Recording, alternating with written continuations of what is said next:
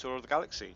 We are in the inner Orion Spur, which is the same sector of the galaxy as Earth.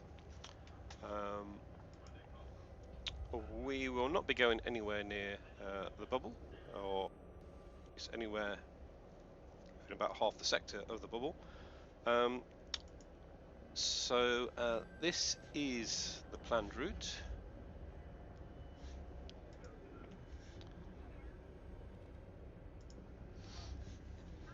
Right, so we are currently somewhere around here. So this is where Earth is in the bubble, which extends to about that area. There is an asteroid space station here, which is what we are aiming for. So yesterday, I've not updated the map yet. Yesterday I found a number of planets with life on, many of which are species or subspecies I hadn't found before. Yeah, so we are going to continue from, we've been traveling from the core of the galaxy, from the center of the galaxy, through these sectors. Now these sectors have been pretty empty, the last 3 sectors, but I have found a significant amount of plant life and water worlds so far in the inner Orion Spur. Yeah, so when we get here we'll be selling all the data from the center of the galaxy to that point, and we'll then be continuing to the, I can't quite read that on here, whatever this sector is here, and following the fleet carriers around there, and then towards the edge of the galaxy and all the way up to the end of this spiral. Right, okay, so back to the game. Right, so yeah, so I am in a planetary nebula at the moment. So there is a neutron star or a pulsar at the center of this nebula. I think that is it there directly in front of us. Yeah, so it's from the outside it looks all fiery and red. From the inside it's a mixture of sort of turquoise and orange. Anyway, let's continue. So I have already plotted the route into the space station. Last time I logged in, but it's probably going to have to replot it.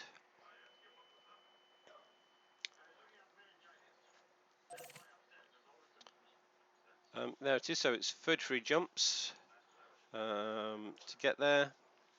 On that, yeah. So this is the nebula we are in at the moment. So yeah, from the outside it does look all fiery. Yeah, from the inside it's a little bit more purple. Okay, so let's make the first jump. Frameshift drive charging. So what we're looking for is planets of high value, and that is Earth-like worlds, water worlds, and ammonia worlds.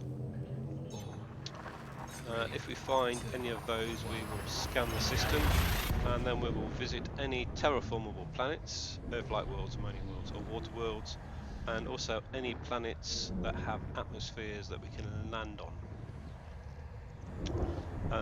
Then if we do find any plants on those planets with atmospheres we can land on, we will land on those planets and go and scan the planets. Fuel scoping. I managed to find about probably about 20 plants Fuel yesterday, scope disengaged. and I reckon probably about 15 of those were species or subspecies that I hadn't found before. Frameshift drive I think I've probably charging. found all the major species now.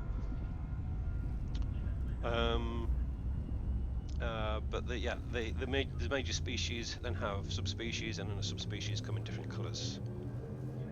3, 2. I think I've probably found most of the subspecies now. It's just the different colours that I haven't found.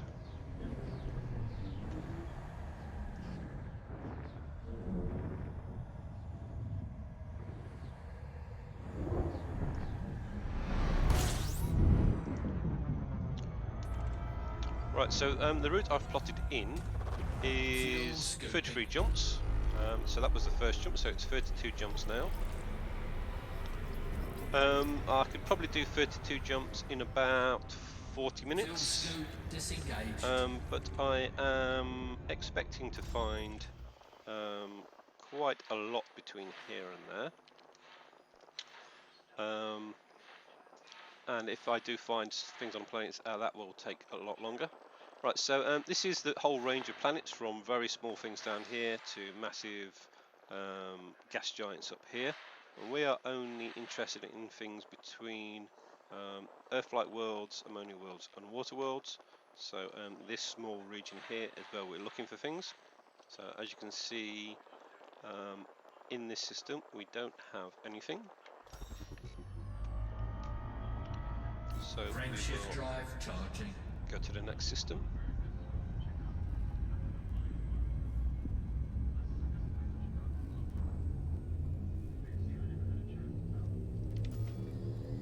Yeah, so also saying it's 31 jumps now. 3, 2, 1, engage. Actually, I probably didn't include this jump that we're doing.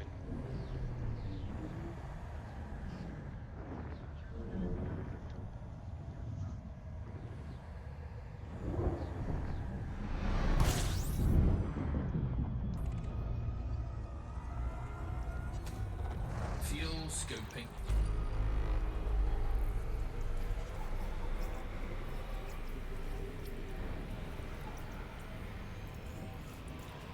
Fuel scooping complete. Warning, temperature critical. Right, so there's 12 bodies in this system. Let's see if any of them are of interest. And yes, straight away we have a water world. So again, because there is a water world in this system, there's a pretty good chance one of the other planets will support life.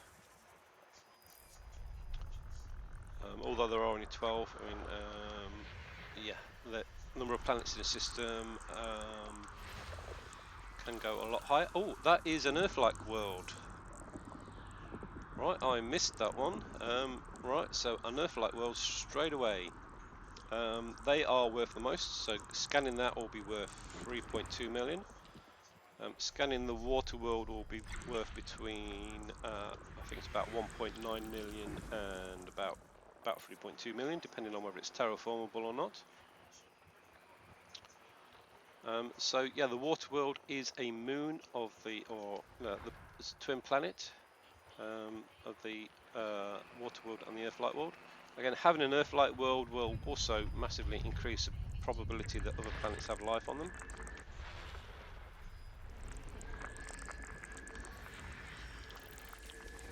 And it's looking like this system hasn't been scanned before, which is quite surprising in this region of space, because we are right on the route between Earth and Colonia.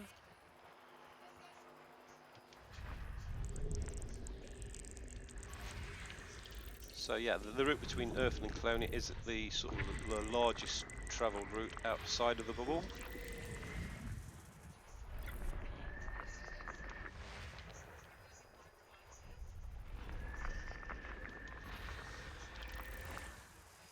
I should be checking to see whether these planets have actually got life on, and I haven't been, so I'm going to have to go back and look afterwards. But again, I will be scanning all the planets in this system now we found an Earth-like world, so it doesn't really matter if I've missed any. System scan complete. Right, so let's look at the system map.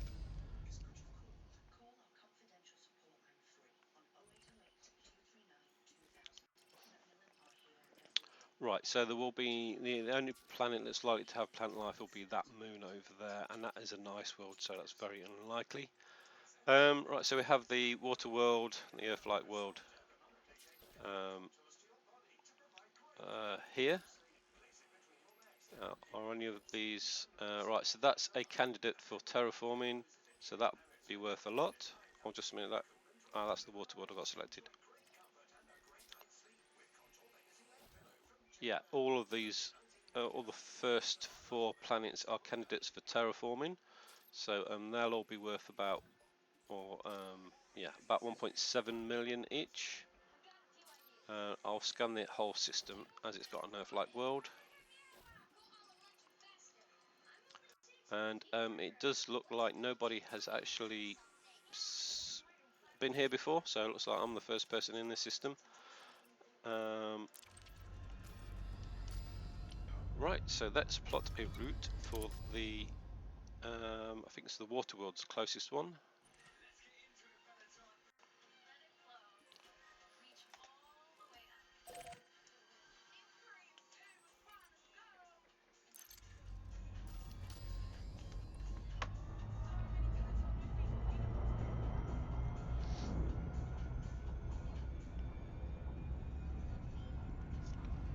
Right, how big was this system? Let's see how far the furthest planet is out. That gives an idea of how long it's going to take to scan the system. Again, these two are twin planets, so that will make it a little bit quicker.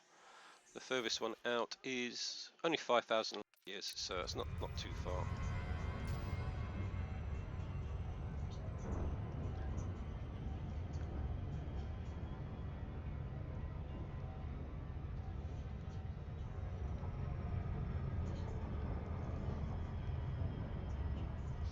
Right, so that is the second water world, Earth-like world I've discovered in the inner Orion Spur.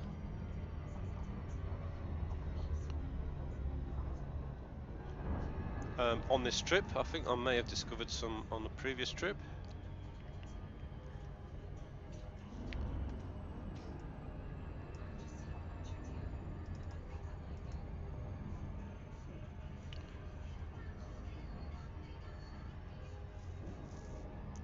Right, so frame rate's terrible again.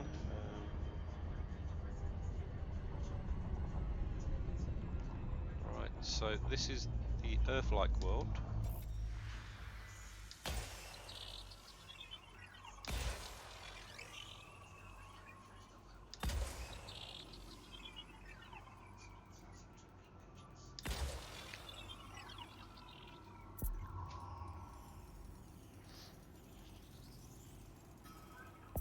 Right, so that's it Surface scanned by scanned. 50%. Also go and get a bit close and take a screenshot. Surface scan complete.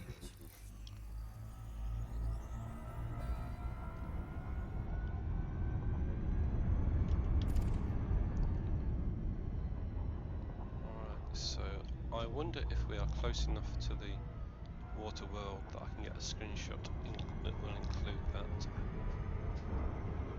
So that's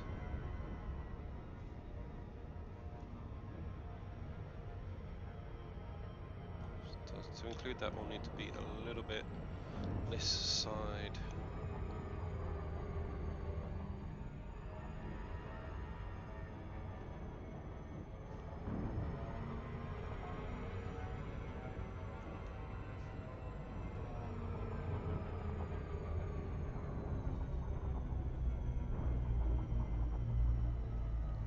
Right, so is the water world close enough to be seen? Right, so that is it over there.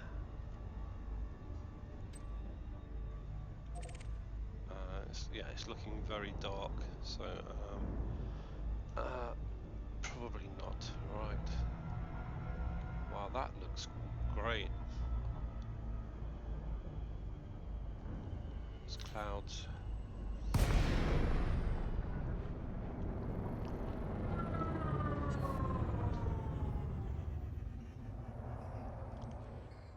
Right, let's turn upside down and go to the camera suite.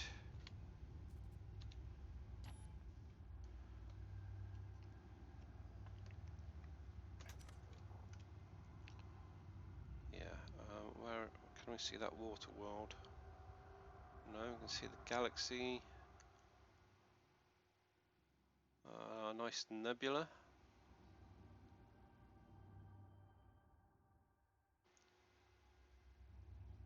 But no water world. Right.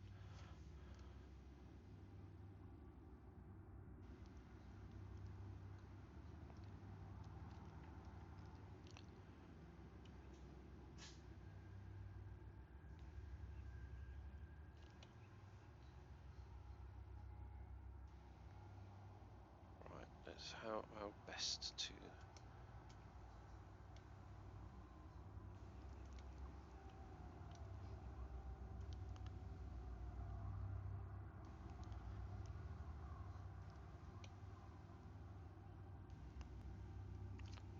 zooming out help here.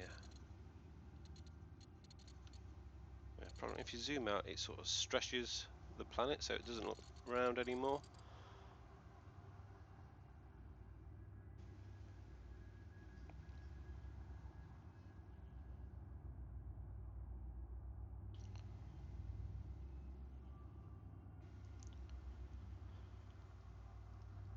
Right, let's turn the ship so we're facing the sunset, the sunrise.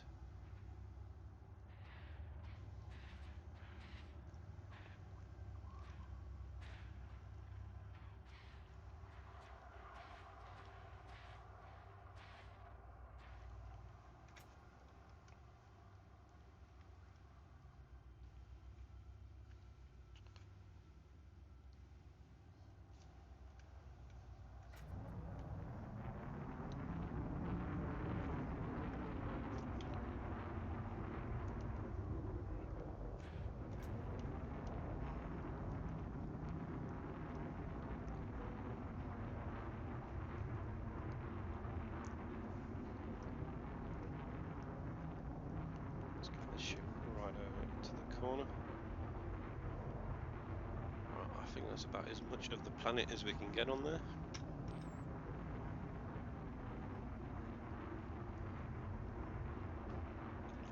Print screen that.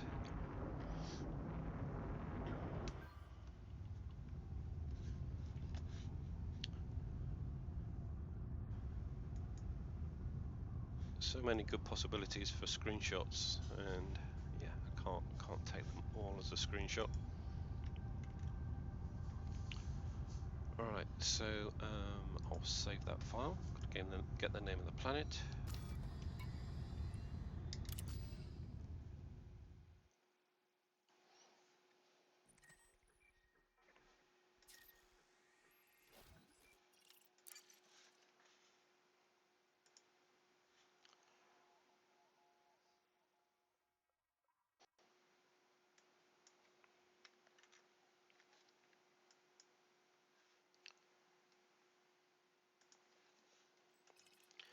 And yeah, now we'll head off to the water world, scan the water world.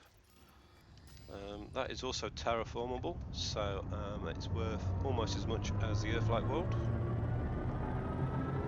Frameshift drive charging.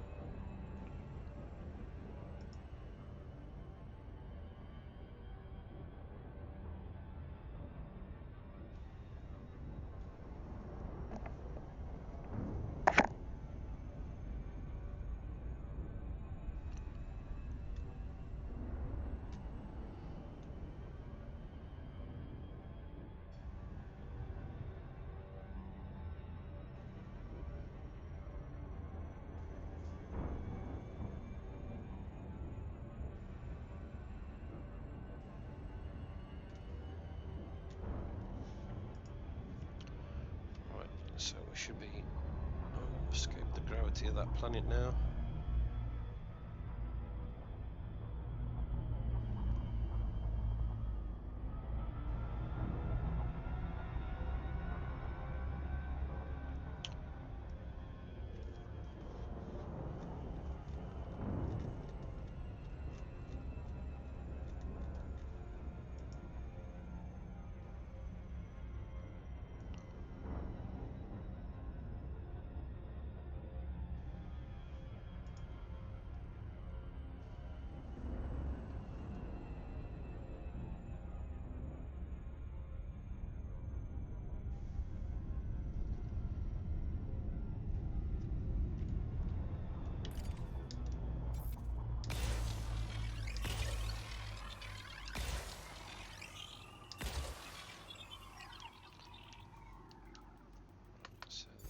That's scanned.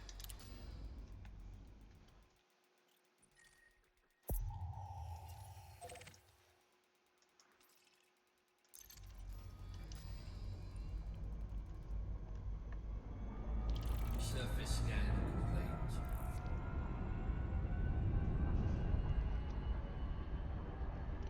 So this will be 2 planets as well.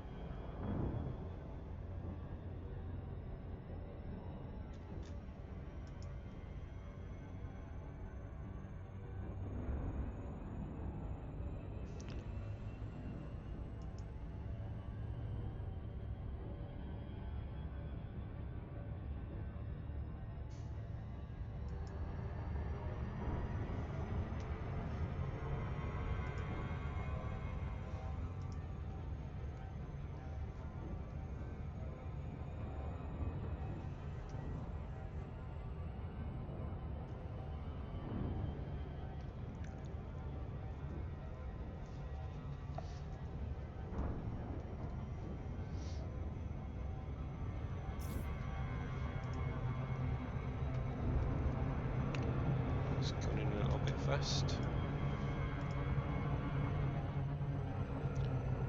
Screw up some speed before we get close to the planets.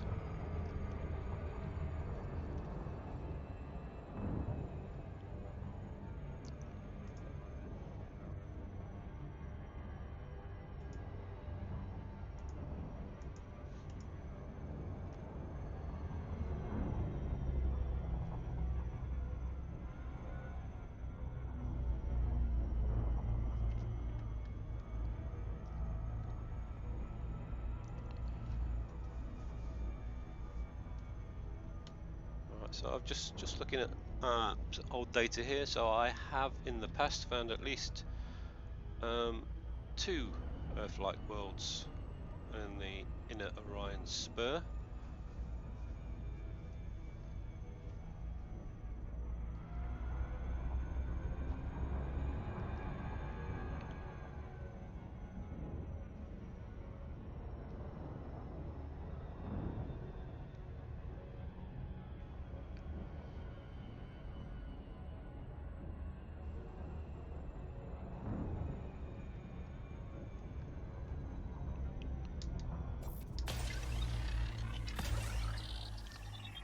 So we don't want to get too close to the planets when we're just scanning them or mapping them,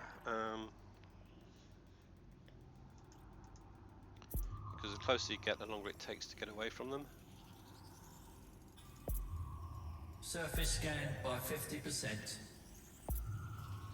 Surface scan complete.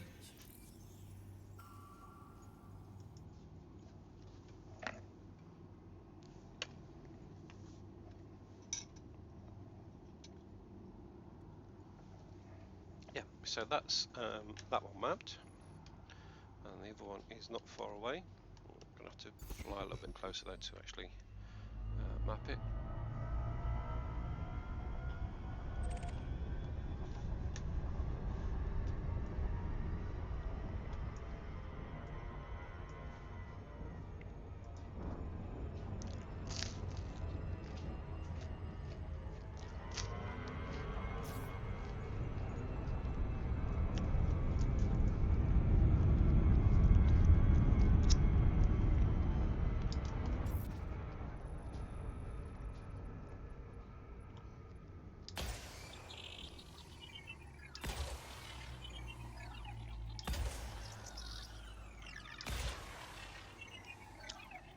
Very orange planet there.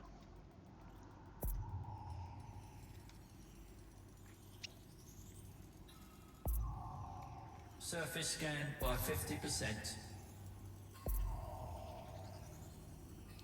Surface scan complete. Right, so that one's fully mapped now.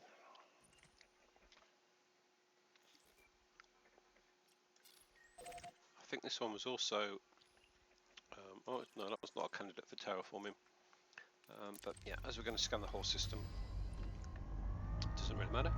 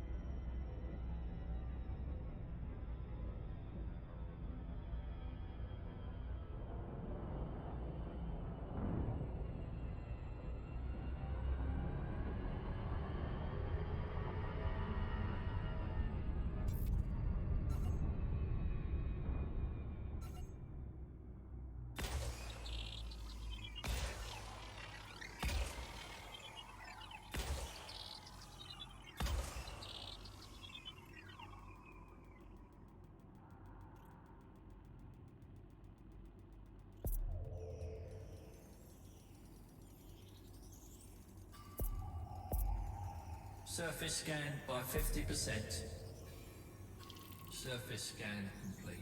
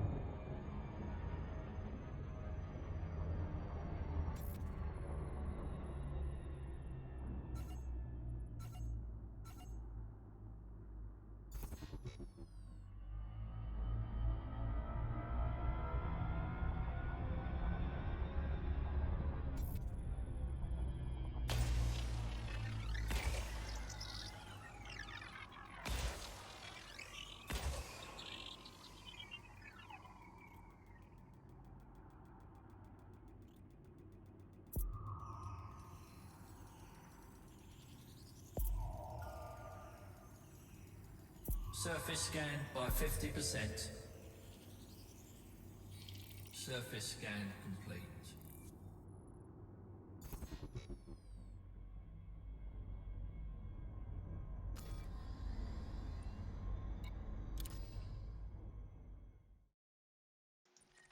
Somebody's joined us. Welcome. We are doing a tour of the galaxy. I have just found a system with an Earth-like world in it. It's also got a water world in it, and these two were terraformable. So I'm mapping the whole system. I'm in the inner Orion Spur, which is the same sector of the galaxy that Earth is in. So it's quite surprising that I found an Earth-like world in a system that's not been visited before. Particularly as we are on a direct route between Earth and Colonia. So if I bring up the galaxy map and show you where we are in the galaxy. Oh, that's the system map. The galaxy map.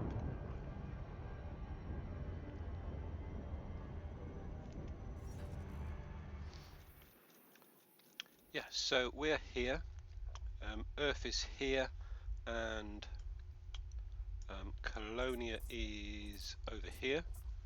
So it's not quite on a direct route for that, but it's also on a direct route between Earth and the center of the galaxy, which is also a very heavily traveled route. So to find anything that has not been discovered on that route is quite surprising.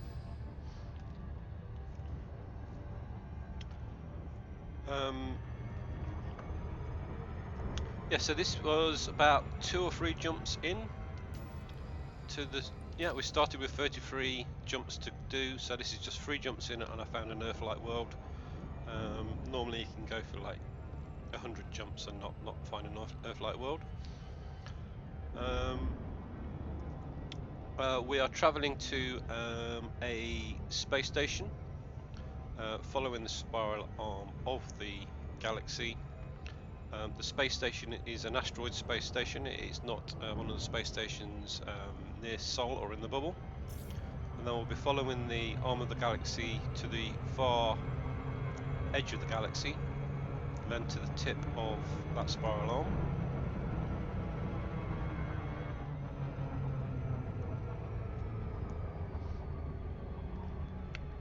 So just coming up to map this planet.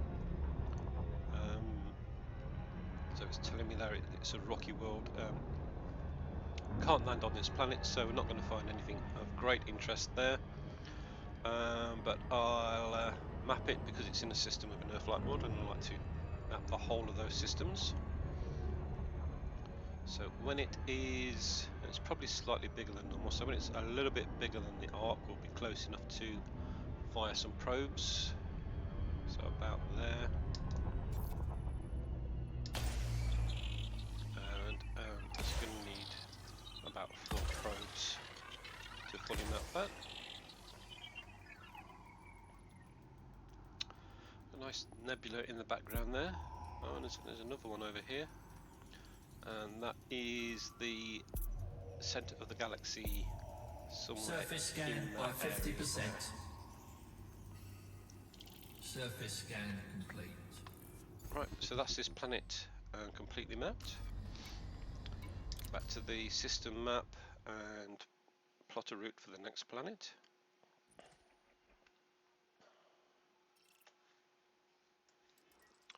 I think I'll probably land on this planet.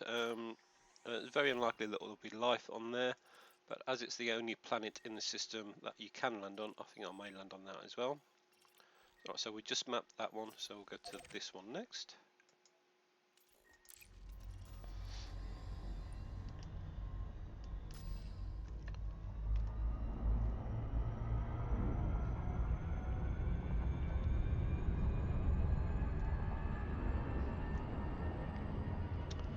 That's 3,000 light seconds away.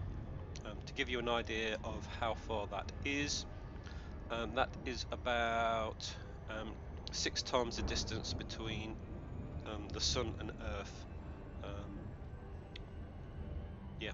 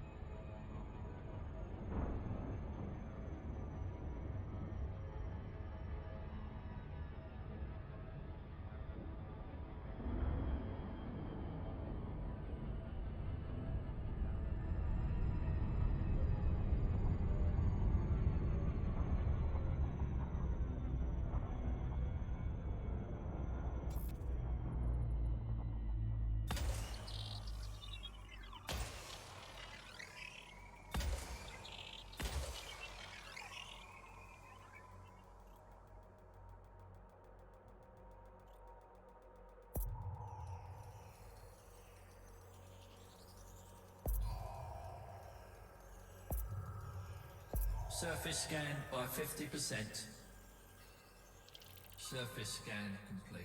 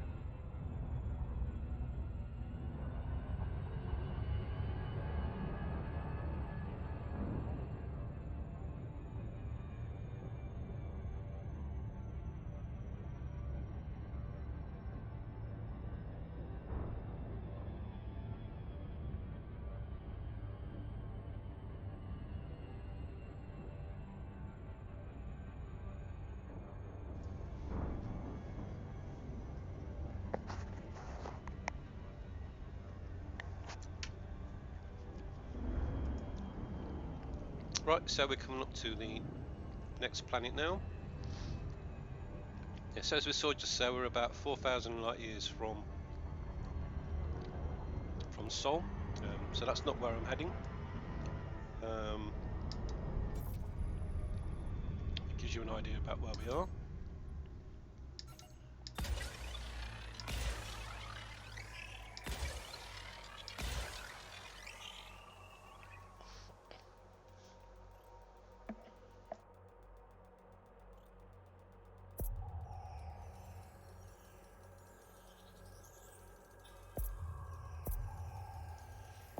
Surface scanned by 50%. Yeah, so there's that Surface scan planet complete. scanned. I think it's just 2 more to go. Yeah.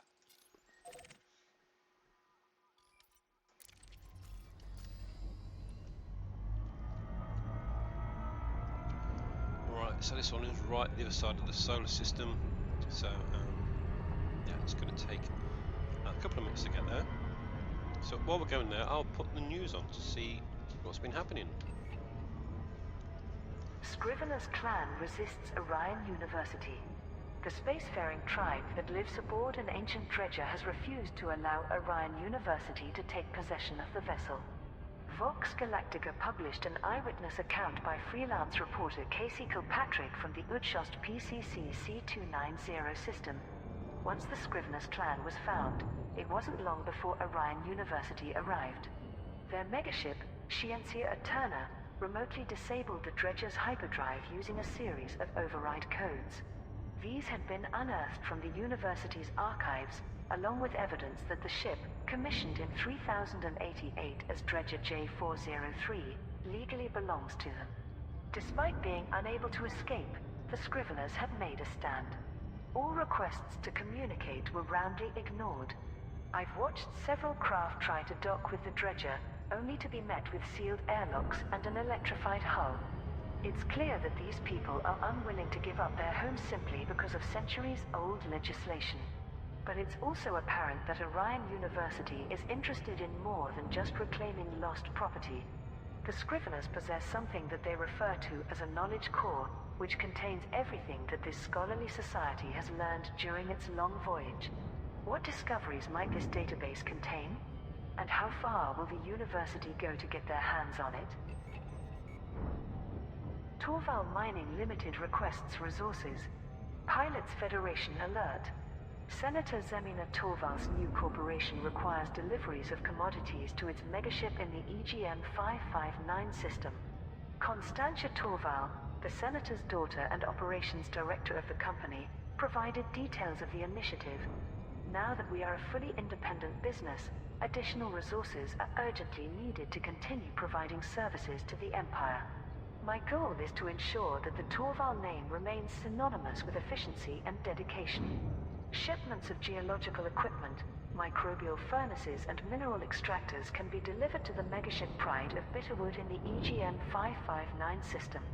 From there, they will be transferred to our headquarters at Torval Orbital in LTT 198. The Pride of Bitterwood is part of a corporate fleet recently purchased by Torval Mining Limited. Most are currently in the LTT 198 system, being outfitted for mining and transport operations. Business analysts believe that these megaships were funded by Zemina Torval after selling the majority of her shares in Mastopoulos Mining. Federal agents crush Jupiter Division extremists. A pro-corporatist group planning a series of terror attacks has been shut down by the Federal Intelligence Agency. An update on the operation was delivered by Deputy Director Bethany Blake, who runs the Proactive Detection Bureau. Special forces have now arrested the organizers of the underground organization called Jupiter's Wrath. This was a collection of citizens radicalized by Jupiter Rochester into believing that they could replace democratically elected leaders with corporate overlords. This successful operation was only possible thanks to information provided by the PDB. Without this surveillance network, we would be entirely unaware of Jupiter's Wrath, and many leading politicians may have lost their lives. Our analysts are now updating the PDB's algorithms to highlight citizens who are at risk of radicalization. We will prevent domestic terrorism by identifying those being corrupted by hostile ideologies. In response, Congressman Bai Zheng was quoted in the Federal Times. This is an unnerving development in the PDB's evolution. It's also what Surface scanned by 50%. many of us in Congress feared. We're Surface scan complete. not targeting people who have committed a crime, but people whose personal opinions are unpalatable to the government. Joker's deck hunts the winking cat. Francesca Wolf of the Wall Glass Investigations Agency has sent a final report from her infiltration of the secretive gambling circle. The bad news is that Joker's deck security caught up with me as I was trying to sneak on board a ship to get off planet. The good news is that they didn't gun me down, or even threaten to press charges. Instead, they offered me a job. Lexi October, the current host, was surprisingly gracious.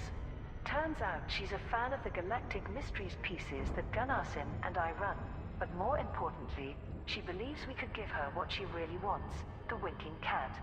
She explained that the Joker playing card that was stolen is hugely symbolic to the group, having belonged to its original founder. She also assured me that Joker's deck is extremely private but not criminal.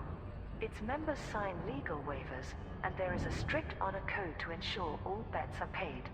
So, Lexi October wants to hire us to track down the infamous winking cat thief and retrieve the ceremonial playing card.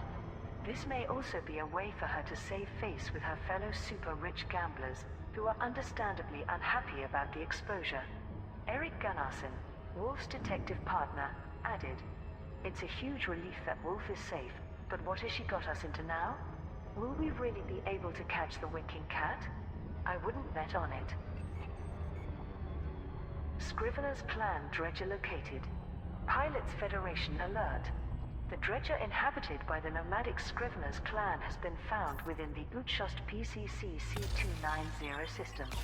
Independent pilots conducted a search for the vessel in response to a request from Orion University, which claims that the Dredger-class bulk cruiser is its commercial property. Vice-Chancellor Leland Pettigrew announced the operation's success. Congratulations Surface scanned by 50%. to the pilots who managed to locate Dredger J403. Surface scan complete. The university will shortly dispatch a megaship to take ownership and arrange repatriation for its current occupants. The dredger is currently orbiting an ice world in the Uchost PCC C290 system. It is believed to be collecting raw material from planetary rings to sustain its onboard systems, a design feature that allows it to remain self-sufficient indefinitely. There has been no communication with the Scrivener's clan. The spacefaring tribe descended from an academic institute that was later absorbed into Orion University. It is known that they shun contact with all outsiders to protect their knowledge core, a repository of research conducted over the past 2 centuries. NMLA aims to extinguish the Duval Line. Orbital flight engaged.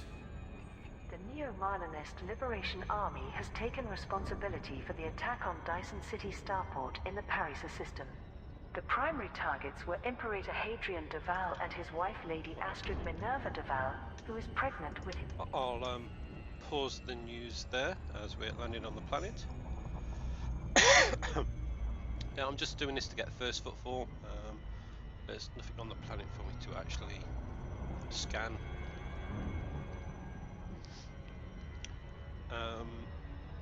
Yeah, so it was some interesting news there. A lot of stuff about the dredger. I've seen lots of screenshots of that recently, but again, being out doing exploration, don't actually, not actually been involved in that or any of the community goals recently.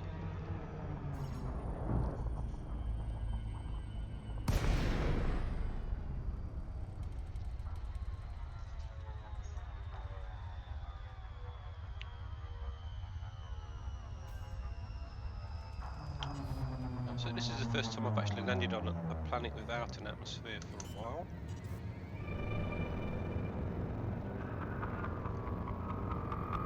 Landing gear deployed. Landing gear retracted. Down before I do that. So gravity on this planet is 0.25 G. So it shouldn't be too hard landing on the surface. Yeah, this ship has minimal shields, just enough to protect it from a poor landing. Landing gear deployed. But yeah, you do have to take care on landing, particularly on the higher G planets. Oh, got a nice sun shining on the surface there. I think this is a nice planet.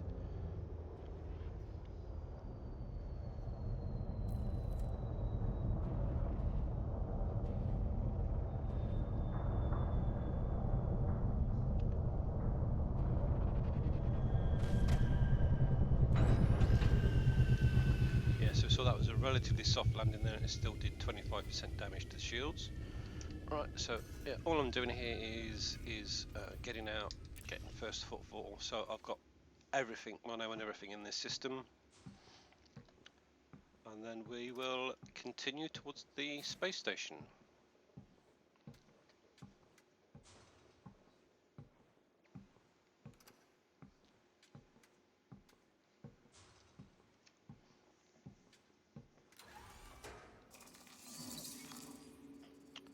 It's a very nice surface to the planet. A slightly cracked ice, and again, I think that deserves a screenshot.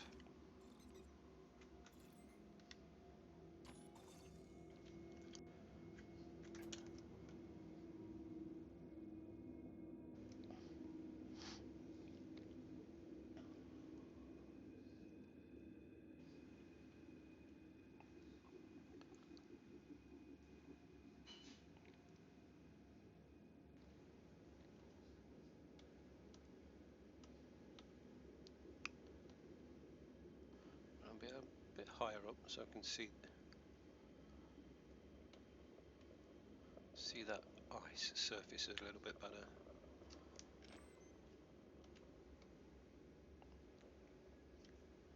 Yeah, hide the frame rate and take a screenshot there. Just try and get the horizon level.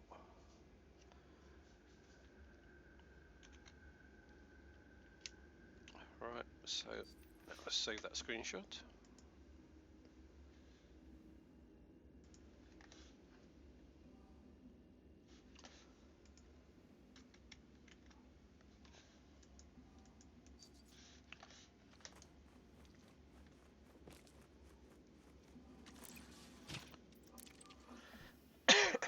Yes, I need to get the name of that planet to save the screenshot.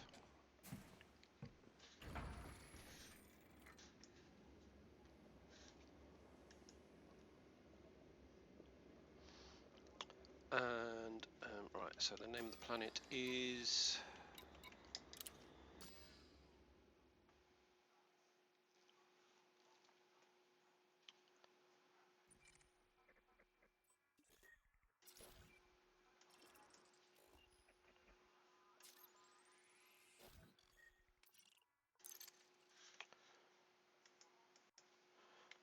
there we go, that's saved. So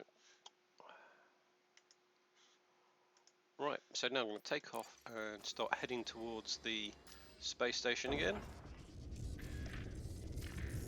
So I think it's 30 jumps still to get there. Landing gear retracted. Right, so we've been going for an hour now and we've only done 3 jumps. So whether we're going to actually get to that space station in this stream or not, I don't know. But if we don't, that means it's because we found something more interesting on the way. Frameshift drive charging. 4, 3, 2, 1. Engage. Right, so we're just leaving the planet's surface now, so we can actually line up with the next destination, which is, as always, behind the planet.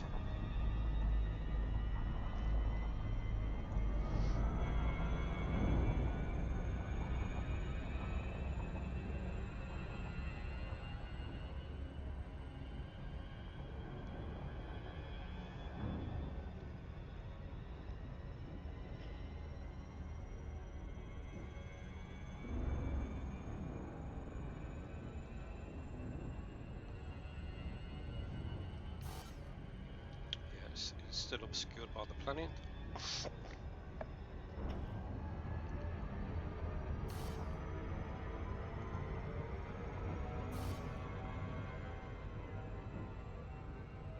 Frameshift drive There charging. we go.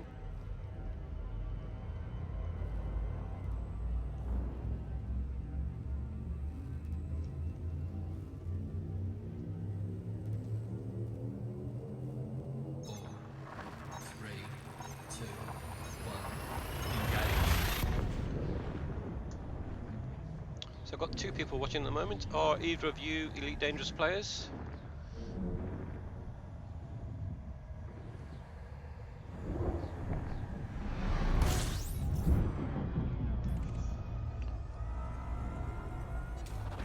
Fuel scoping. System Right, scan. so scanning the system. It's telling us there are 4 bodies. It looks like at least 3 of them Fuel are scoping stars. complete.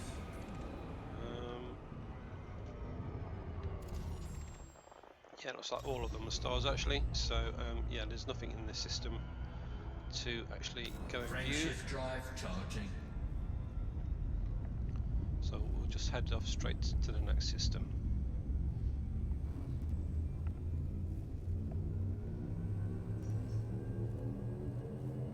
Four, three, two, one. Engage.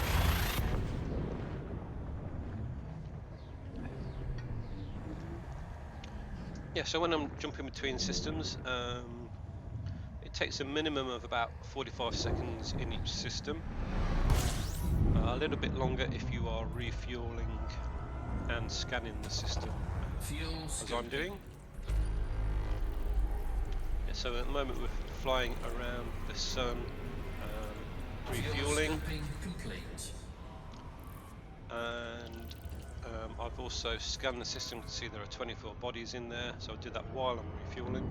I'll then need to check to see if there's anything worth actually going to visit. And so we're looking for things, Earth-like worlds, ammonia worlds or water worlds, which are in this range, and we can see that is empty. So we will just jump straight to the next system. Frameshift drive charging.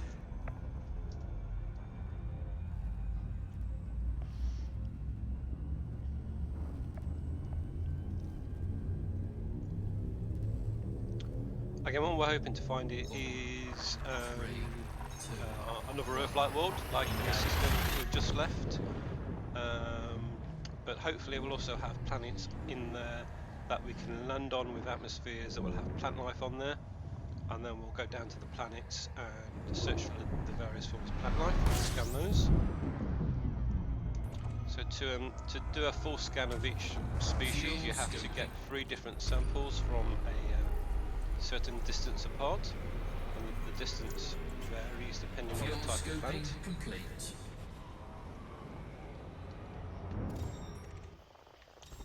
Yep, so nothing in that system. Frameshift drive charging.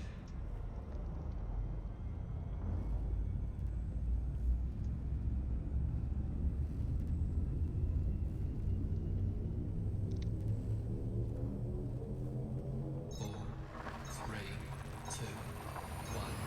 Engage. Yeah, if we don't find anything between here and the space station, we will arrive there in probably about half an hour now. How many jumps we got left?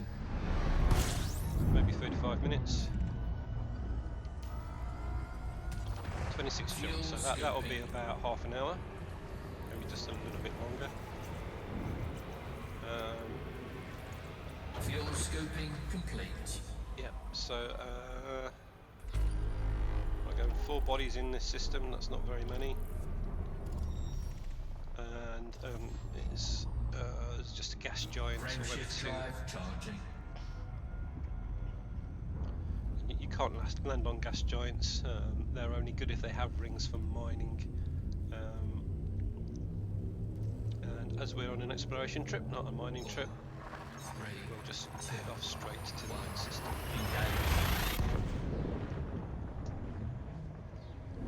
Zillafish. So you play Elite a bit. Are you playing Odyssey or Horizons still?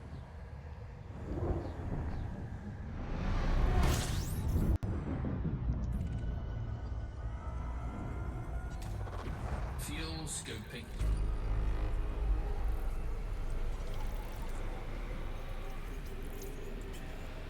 Fuel scooping complete.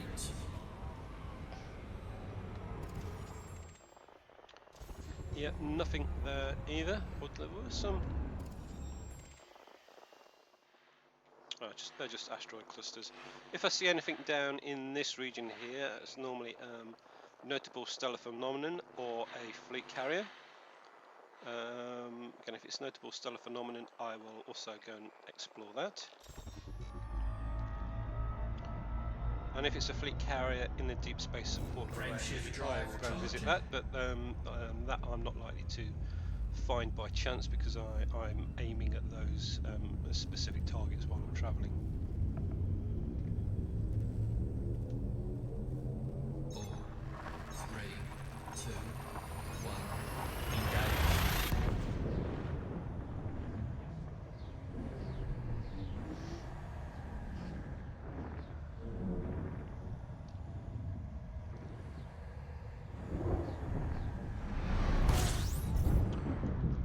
Yeah, so we were just listening to some news back there while we were travelling to the star. So it looks like there's a lot of stuff happening with the dredger. The dredger is a spaceship that was discovered it's probably about 6 months ago when it first appeared, and it sucks anything that goes near it and it gets destroyed. And apparently some university has claimed ownership of it and they're trying to get the occupants of it. There was also some news about some community goals. Again, I'm not getting involved in the community goals, being mainly a long way away from the Sol system and the bubble, although at the moment I'm only 4,000 light years away. But you're not going to get much closer than that before I start aiming away from the bubble again. Right, so yeah, so there's nothing in this system. Frameshift drive charging. So off to the next one.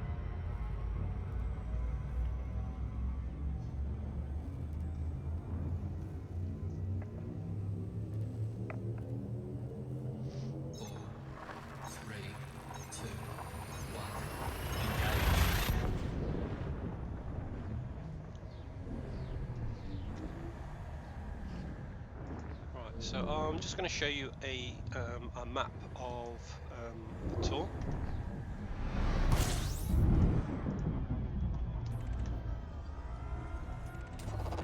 Fuel scooping. Right, so yeah, so Sol and the bubble is here. We are aiming to a space station here. We're currently somewhere in that region. So far I have started at Sol, travelled to the tip of this spiral arm, followed this spiral arm around, visiting all the fleet carriers on the way, all the way into the centre of the galaxy, straight out the other side, following the fleet carriers around, yeah, so we are now somewhere in this region.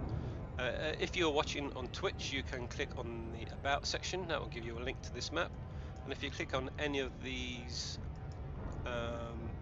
it will show you the screenshots from that region of space.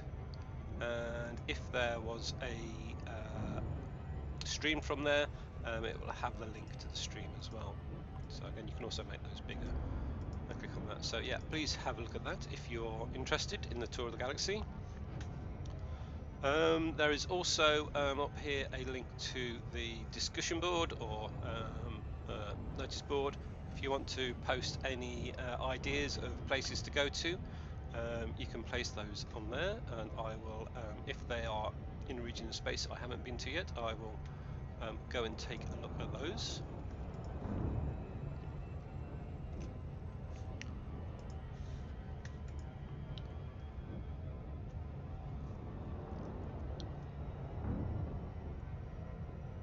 So you're playing Odyssey, yeah. So yeah, the reason I'm doing this tour is to get my xenobiology rank up. Hopefully I'll get it to elite, or hopefully higher than that. Yeah, so I planned to do this tour after I'd got my mercenary rank up to elite, but with the performance issues, I decided to do the exploration bit before completing that, as a poor frame rate is not quite such an issue during exploration as it is for combat. In combat zones, I was getting single-digit frame rate, so like between 8 and 10 frames a second in some cases.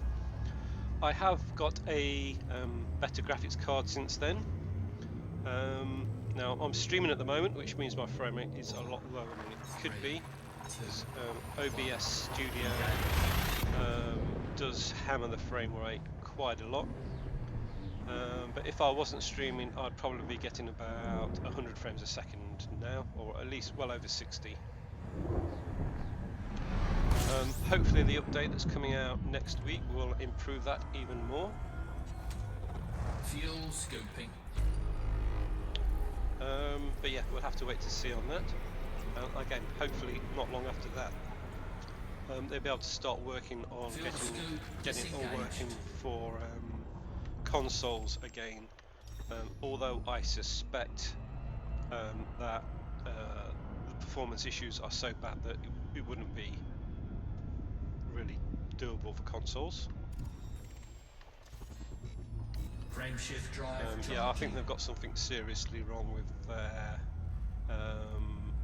rendering engine, because again at the moment all it's been rendered really is the cockpit and a few stars outside, and it's still only achieving like 39, 40 frames a second. So even with OBS running, that should still be well in the 60s, if not higher.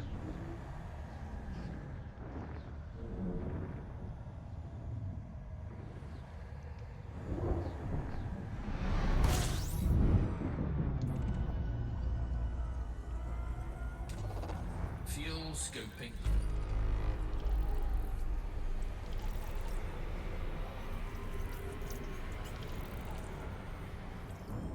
Fuel scoping complete. Right, what do we have in this system? It looks like this system's already been mapped. Yeah, so again we can see there's a lot of planets there on the radar. They will only appear if I actually go and scan the system as a whole, or if somebody else has been here previously. But again, we're getting pretty close now to that space station, and this is a quite heavily travelled part of space.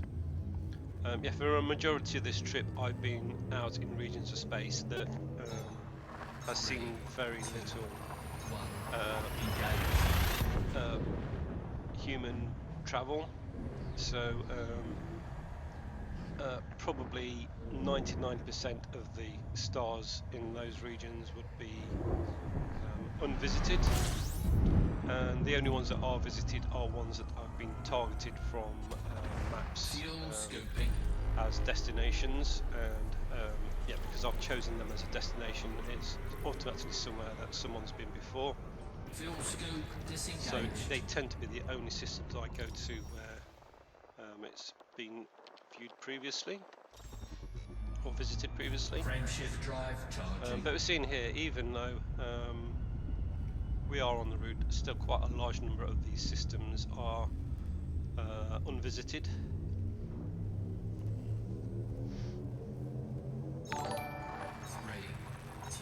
So you've been getting a good FPS with Odyssey. That's good. What graphics card have you been using?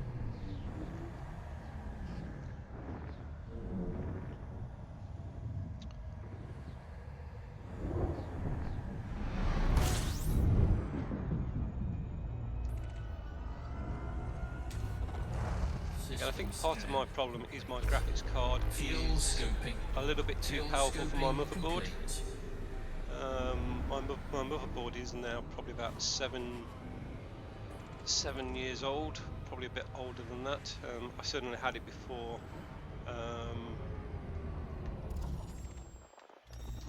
Elite was released. Frameshift drive charging. Yeah, so I'm pretty sure my motherboard is dropping the performance of my graphics card in some places. Thanks for the follow, Zillafish. I heard the beep come up, but I didn't see who it was at the time. 2, 1, engage. Yeah, RTX 2080. Yeah, so I've got an RTX 3060. I think those two are pretty comparable to each other. So yeah, again, I'm only running 8 gig of RAM on the computer as well. So that is probably why when I keep opening other applications, it slows things down a little bit. Fuel scoping complete. But yeah, when I do checks on the RAM, it doesn't seem to be anywhere near the limit. So nothing at all in this Frameshift system. drive charging.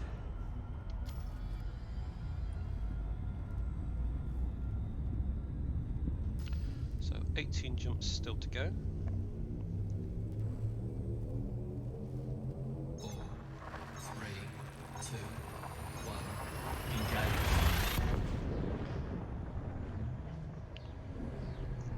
I'm pretty close to have gained enough RTX to buy a decent outfit for my avatar. I'm going to go for the plains outfit, which I think is 1600 RTX. I'm currently at I'm currently just over I think it's 16,400 RTX, and I'm currently at 16,200.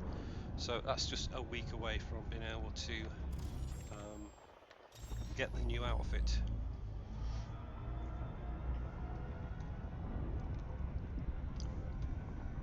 So I've currently been running with the just the ones you get when you pre-ordered Odyssey. But yeah, the plainsman outfit I think are really good, so I'm looking forward to getting my hands on those.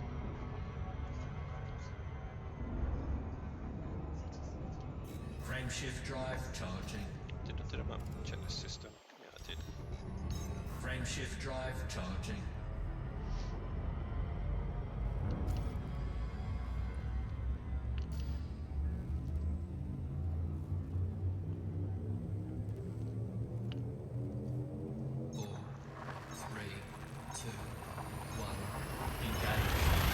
I'm surprised we haven't found any more water worlds around here. So it's now been probably 15 jumps since the Earthlight world we just left. There've been about 5 jumps so far between them. So we won't find anything in this system as it's only got 3 bodies. Fuel scoop disengaged. Yeah, just a rocky world there. Frameshift drive charging.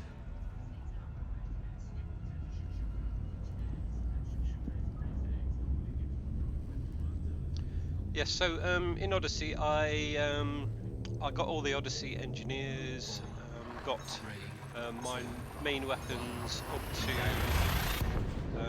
grade 4. Or was it grade 5? I can't remember now. The top grade, and got the main weapons fully engineered. It does make combat zones very easy, so I haven't actually done a combat zone since they introduced the new I can't remember what they are, but the NCPs with rocket launchers. So I'll be interested to see what they're like when I get back to the bubble. Before I get back to the bubble, I will be going to Colonia, and I'll pick up the Odyssey engineers there. Even though it's not actually going to give me anything that I haven't already got, at least I don't think it will. From what I understand, the Odyssey engineers will have the same skills as the ones in the bubble. Just checking there, that's quite close to being an Earth-like. Just going to have a quick look around the system to see if that actually is an Earth-like.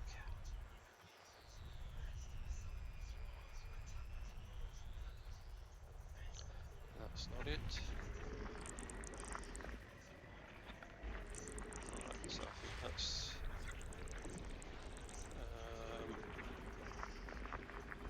right, a lot of signals there to try and decipher, work out which one it is. I think it's that one there. Yeah, no, it's just a rocky world. Frameshift drive charging.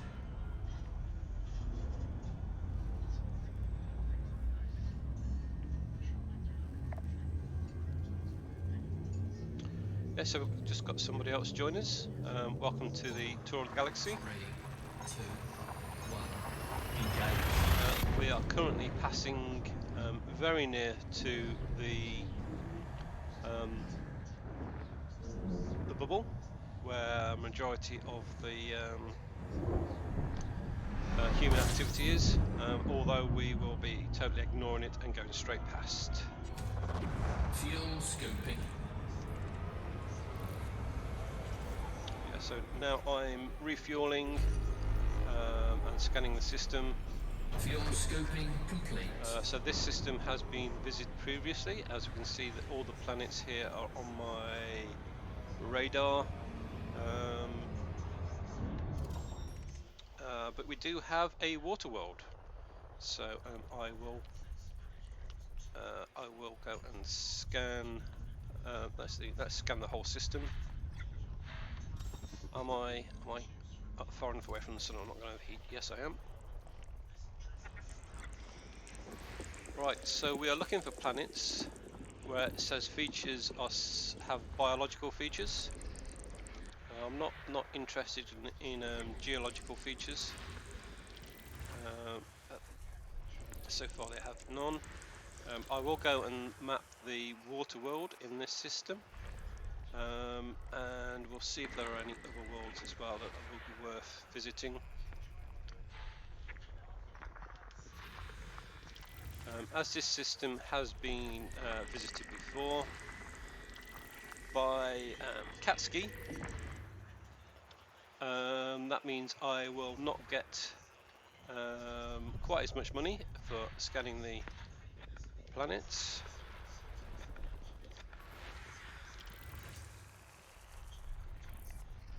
But again, as I've not seen anything that's been mapped yet, so it's just been just had the first scan. So this was probably last visited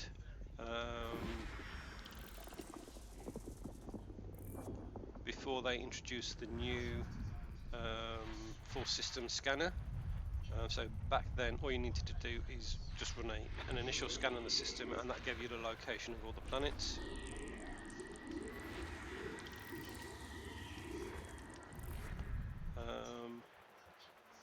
Yeah, so now when you do it, you have to do a quick scan of the system or the honk, and then you have to actually find the locations of the planet. You have to do this stage which we're going through now.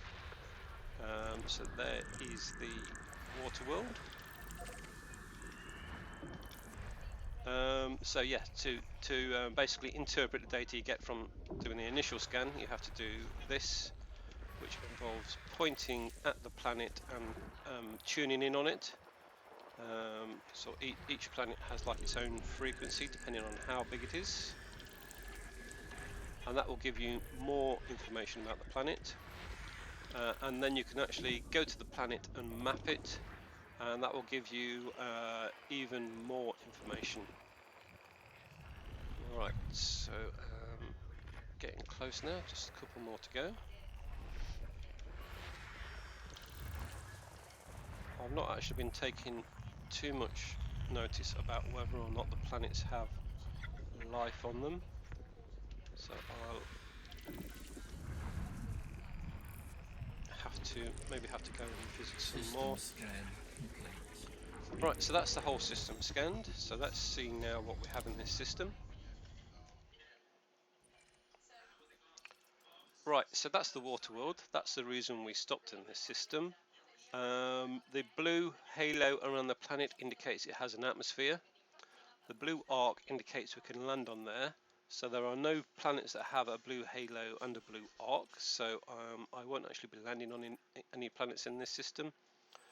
So I'll just go and map the water world. That will be worth. Right. So as it's a system that's already been visited and has been scanned already, I will lose the first discovery bonus. It doesn't look like the moon has been mapped, or the water world's been mapped already. I'm not sure if I get a bonus for being the first person to map a planet. But yeah, this will be worth roughly 1.2 million, I think, unless that planet also happens to be terraformable, which I didn't check. If it's terraformable, it's worth a bit more. Right, so it's not terraformable. Is there anything else that's terraformable? Actually, that is a candidate for terraforming. What about this one? Right, actually, I will go and visit that one as well, because again, that will be worth. Let's visit the water world first. Yeah, that one will be worth probably about 1 million as a pre-discovered terraformable planet.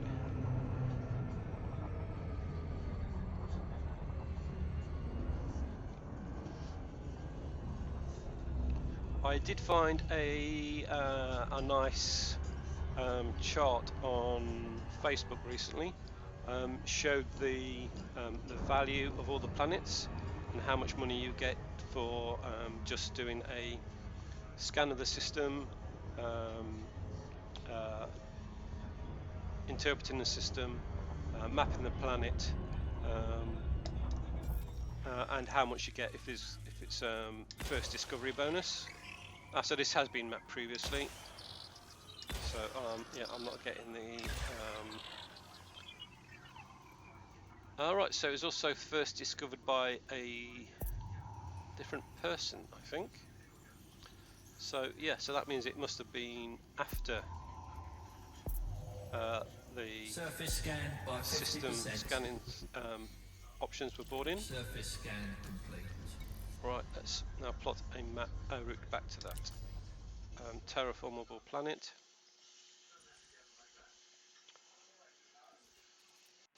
Yeah, so terraformable planets and non-terraformable water worlds are worth about the same.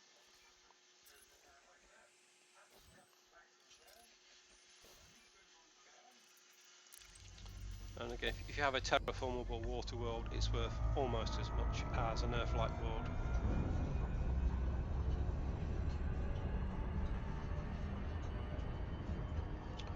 Right, so it's only 500 light seconds away, so that'll be about a minute.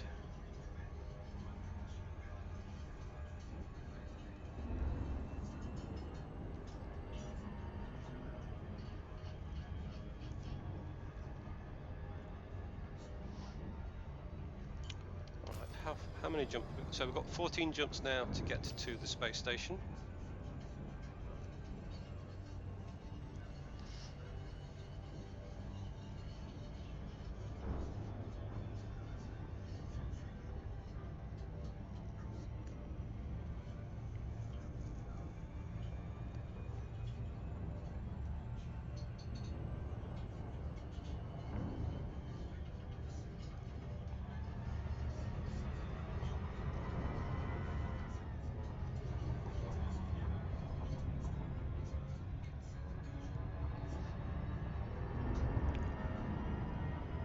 So yeah, with the planets, when the planet gets to be about the same size as the yellow arc, that means we're close enough to scan it. I'm actually going a little bit too fast, so let's slow down.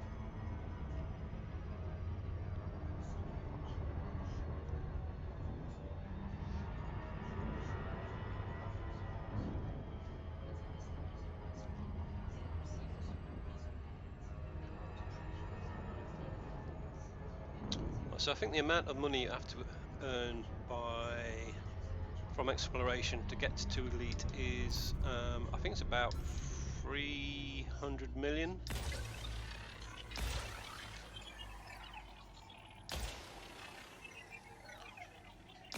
Which basically means scanning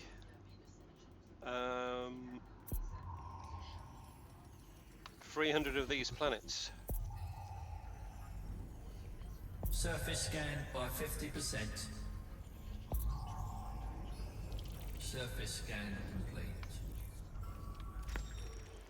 Right, okay, so that's everything we want to do in this system. So now we shall plot the route to the space station. Frameshift drive charging.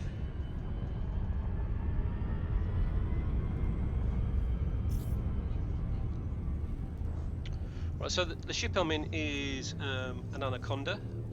It's pretty much stripped down for exploration. And fully engineered.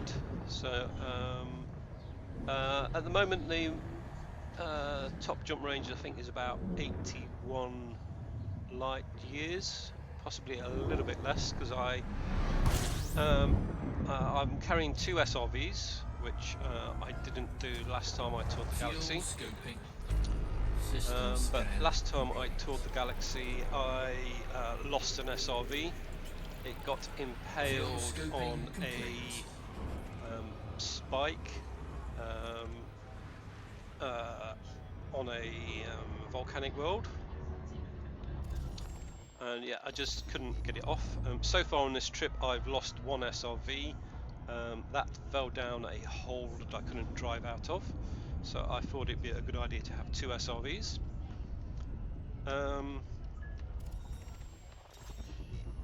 Yeah, having the fleet carriers, the Deep Space Support Array, makes it far less perilous to travel around the galaxy. I'm never really more than probably 4 hours from a fleet carrier, whereas last time I travelled the entire galaxy and I only docked twice, I think. So I docked at Colonia when I went to Colonia, and I docked in the space station next to the centre of the galaxy. And basically I went to every sector in the galaxy, although I did that by the shortest route, which was considerably shorter than this route.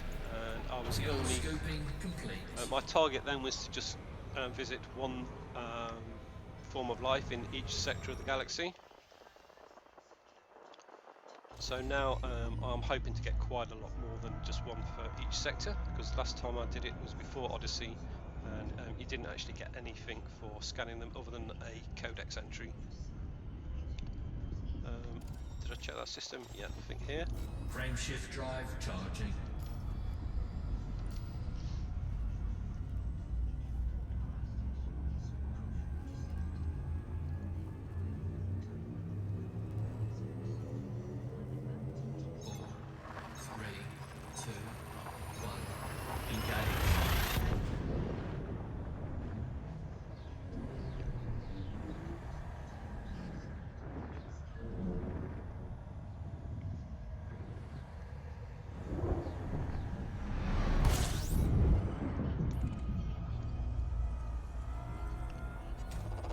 Fuel scooping.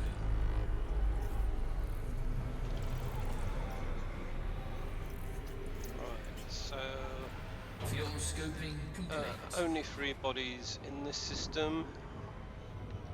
2 of them are stars, and the other one is a rocky body.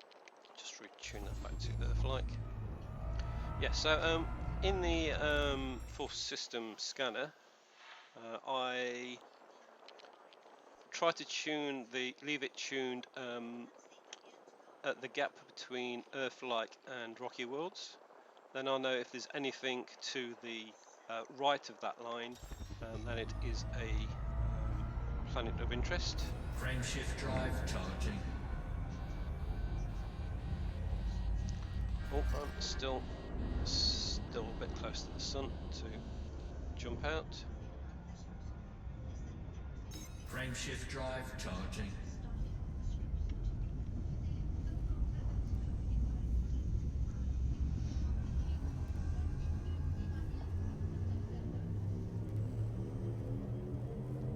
Four, three, two, one. Engage.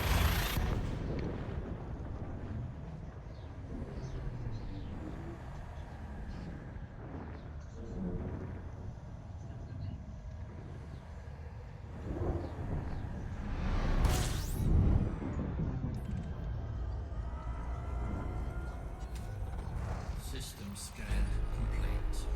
Fuel scoping. Right, so again, that's saying the system scan's complete, so there's Fuel only the scoping one sun in complete. this system. Frameshift I drive have plotted a charging. route that ignores all the star types that you can't refuel at, apart from neutron stars. So Three. yeah, I was finding that I was doing several jumps and becoming in danger of running out of fuel. I have never found an Earth-like world, water world, or ammonia world in a system where you couldn't refuel. So yeah, I'm basically ignoring all of those systems. Fuel So scoping. let's System show you scan how you do that. complete. So again, only 2 stars in the system. Yeah, so from the galaxy Fuel map, scope disengaged. if you go to where is it? I think if you click on there actually and go to star type, yeah, so you see I've deselected the star types where you can't refuel, and I've turned on apply route filter to route. That means I won't be visiting any systems with those types of stars as the primary star. So yeah, it means I don't really need to keep an eye on my fuel, Frameshift drive charging. because pretty much every system I refuel, and just flying around the star basically refuels me without me even thinking about it.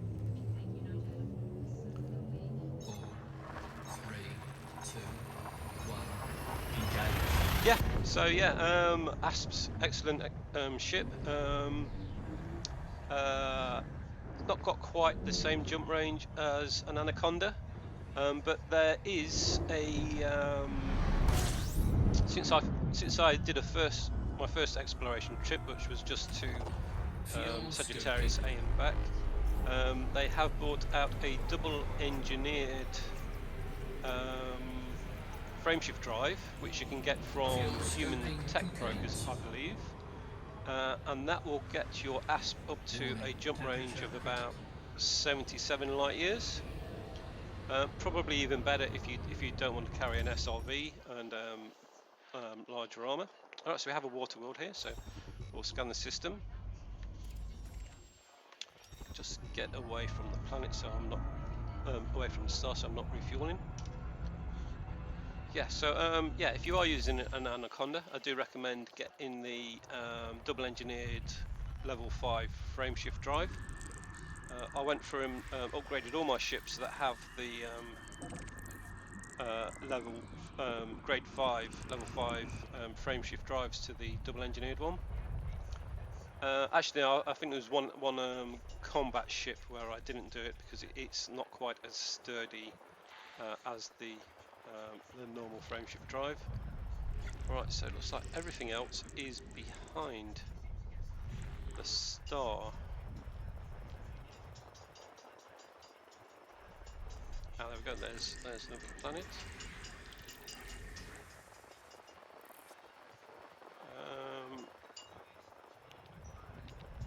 Right, I'll head off to the water world, scan that, and then I'll re-scan the system.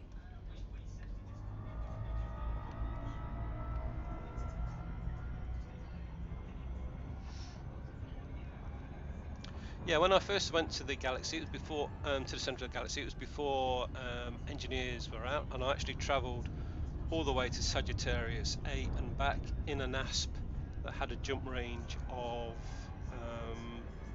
I think it was about 25 light years. Yeah, having a small jump range is okay if you're just going to try and find as many systems as you want, so long as you're not traveling around the edge of the galaxy.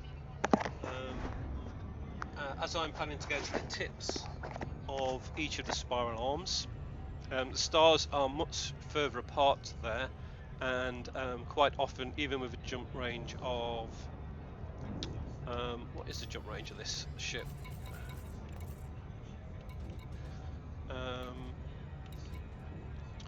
So yes, unladen, it's got a jump range of 80.4 light years. Yeah, so even with that, around the edge of the galaxy, I'm still having to use frameshift drive injection to get me where I need to go. So yeah, some of the stars are like 120 light year jumps to be able to make any progress in the direction you want to go. So yeah, frameshift drive injection is required on the edges, and if you are going to go to the edges, I also recommend that you stock up fully on all the minerals that are required to do frameshift drive injection, particularly the ones to do the higher one. You don't want to be stuck on the edge of the galaxy without the minerals to get you back. Right, so let's map this water world. So again, it's been discovered before by EPF, but it's never been mapped. So I'm not going to get the discovery bonus in this system.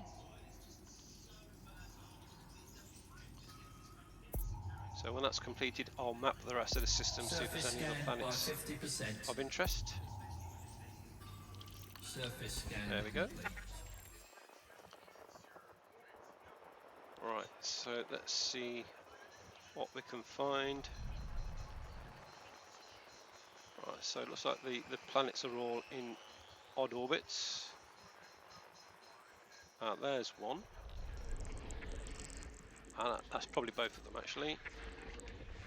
Yeah, they're in orbit around each other. So no life there. And no life there either. Let's just check the system. See if any of them are candidates for terraforming. So that's not a candidate for terraforming. Neither's that. And neither's that. Right, so that's the one I just mapped because we know that these were orbiting around each other. So I know that there isn't life on there. So I shall just continue towards the space station.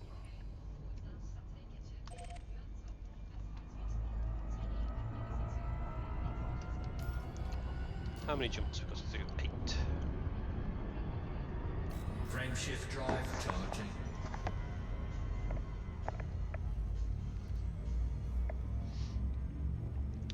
A Diamondback Explorer again is good for exploration if you're not intending to land on planets. I've got my Diamondback Explorer up to a jump range of I think it's about 81 light years, but it doesn't have an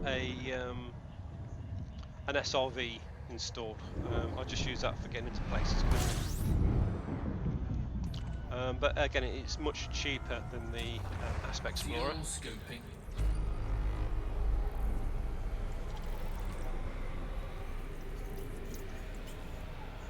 Fuel scooping complete.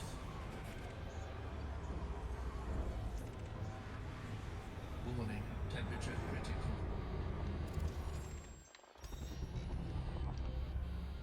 Just get away from Stargate and have another check of the system. I'm pretty sure that they were, yeah, there's no Earth-like worlds here or anything of interest. Frameshift drive charging.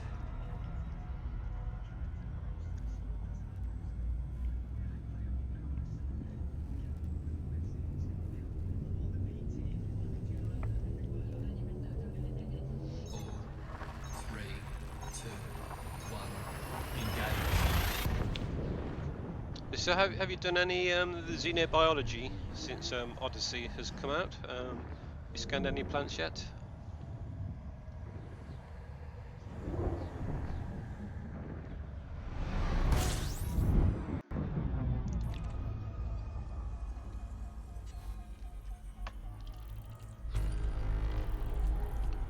Right, 44 planets in Fuel the system. scoping. There are a number of planets being displayed on my radar, but not 44, so I suspect somebody would have been here before, just not scanned everything. Let's see what there is to scan. Right, so yeah, nothing in the range we are interested in. Oh, that's a concentrated signal source. That could be a fleet carrier. Let's see if we can find out what that is.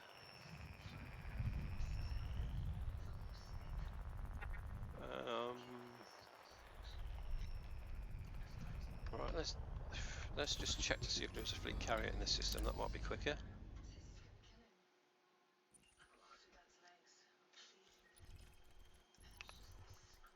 Right, so it's not showing a... Right, so concentrating signal source. That is interesting. Again, we are close enough to the bubble that it could just be a satellite or something, but let's scan the system.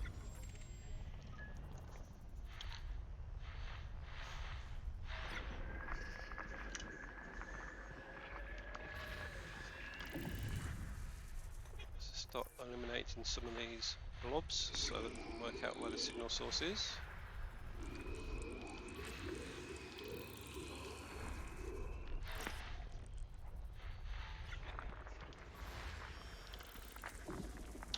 Alright, there's 2 biology there.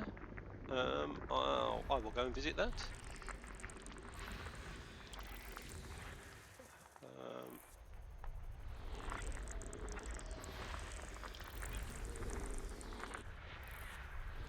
Right, so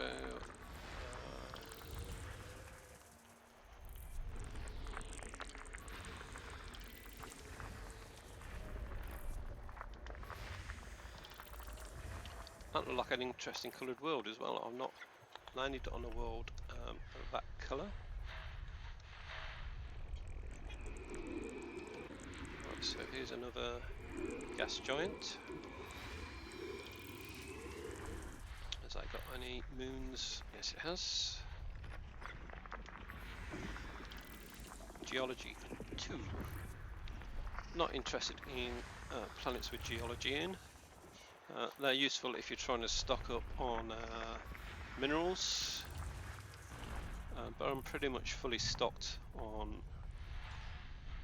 most minerals. I need a little bit of iron, probably about two rocks would fill me up. That's because I crashed into a planet. Notable stellar phenomenon. That is what stopped us here, so we will go and visit that.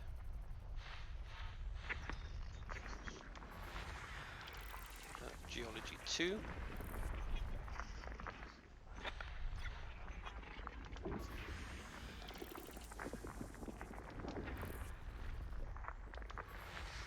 Right, so this is the first notable stellar phenomenon I have discovered freshly on this trip of the galaxy. I have been to a couple of places where there are Gaia trees.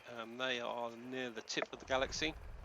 But all of those are places I've either visited previously, or discovered previously, or locations I have found from the codex. So this is the first one I've actually discovered. I have discovered notable stellar phenomenon in this sector of the galaxy on the last trip I did.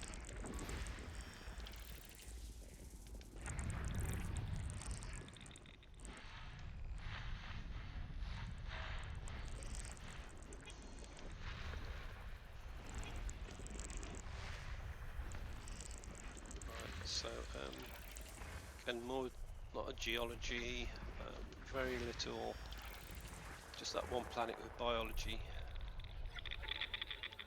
so far. This looks like an asteroid cluster, so that should just clear out all in one go. Yep. Right, which way was it going?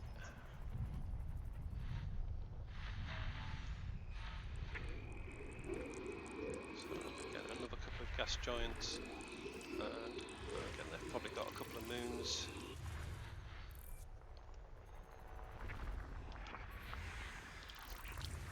Again, geology, and nothing. And there was another gas giant there too.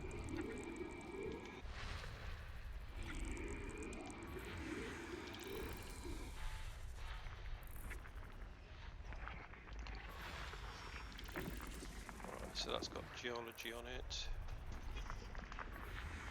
Geology, how many are we still looking for? We've still got 5 to find. There's another gas giant somewhere as well. So, alright, let's tune into the gas giant because there's a pretty good chance that anything else will be a moon around it.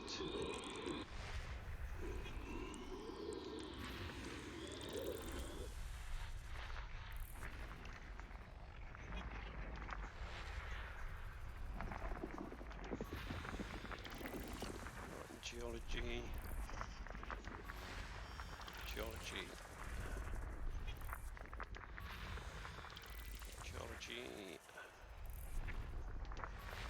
System And scan. nothing. Right, okay, so we've got one biological planet to go and visit, and one notable stellar phenomenon.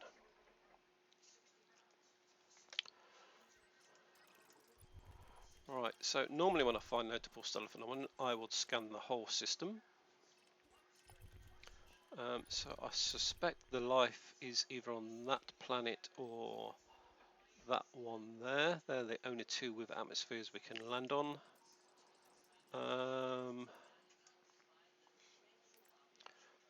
Yeah, but right, let's see where the notable stellar phenomenon is.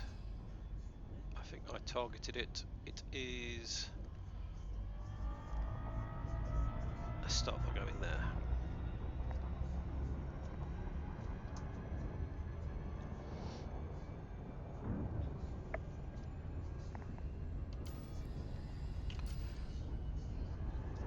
Right, so again, I'm only 6 jumps away from that space station, and still right on the route between Sol and Sagittarius A, and found a notable stellar phenomenon in a system that has largely been unvisited. I can't remember if any of the planets. Did any of the planets tell me they've been visited before? Let's have a quick look.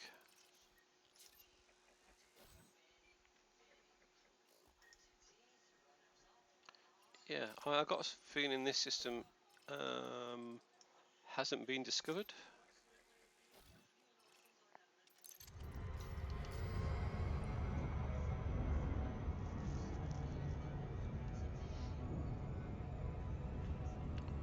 Right, so it looks like the notable stellar phenomenon is orbiting a planet. It's pretty high chance that it's a gas giant with rings, and it'll be in the rings.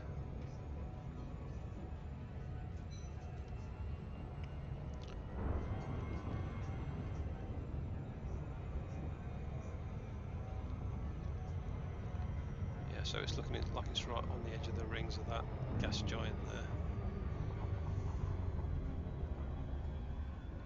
Right, so I will map the gas giant. Actually, I think I'm going to map the entire system. But to map a gas giant, I generally find it's easier to get edge on to the ring. That way you're not trying to shoot probes through the rings, because then they just hit the rings and you scan the rings. So I'm going to try and get edge on. Actually, let's head towards the notable stellar phenomenon. Get edge onto the rings.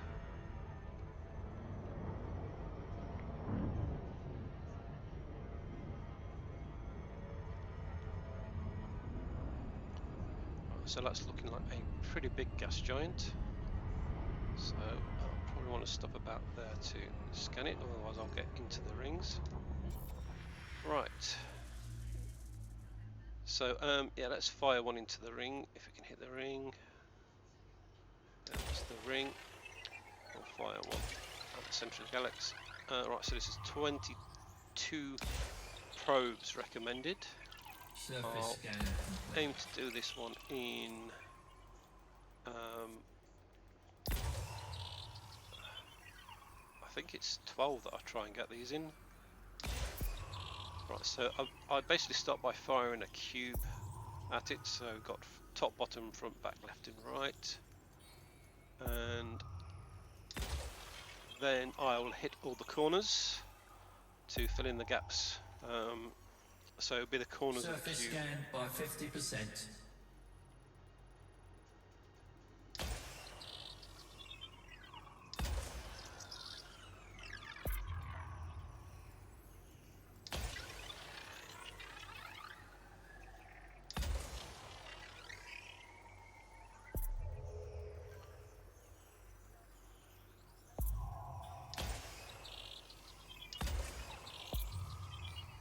Alright, so just 2 more.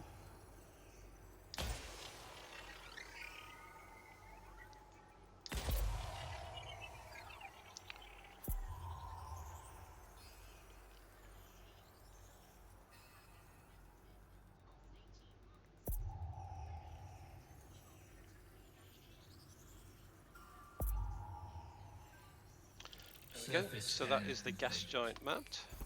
It's not often a map a gas giant. Right, so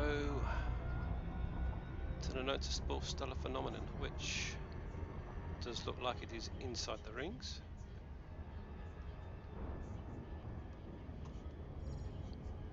Which will be, should make a very nice screenshot.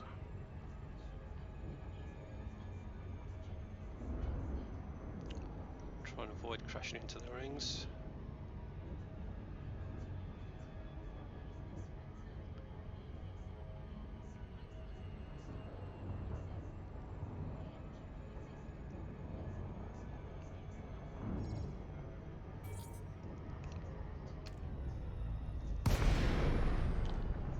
Right, okay. What are we looking at here? Right, can't see anything other than the asteroids at the moment. It's a very small pack of whatever it is.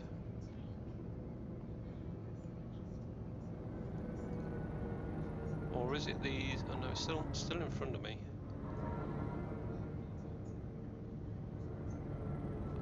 Okay, whatever they are, they're all clustered very close to each other, and they're very small. Ah, right, okay, it's these things. Right, I got a feeling they have these may be the ones that have acid attack. So I don't want to get too close to them.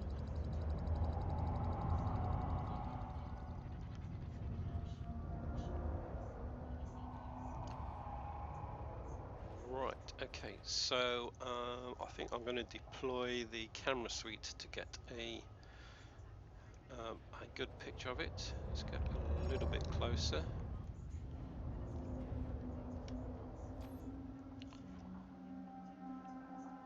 Right, okay. So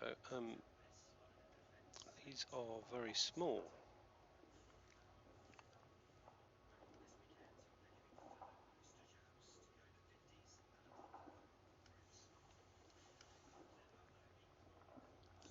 Yeah, I'm pretty sure these are the ones that have an acid attack, judging by all that stuff that is popping off them there.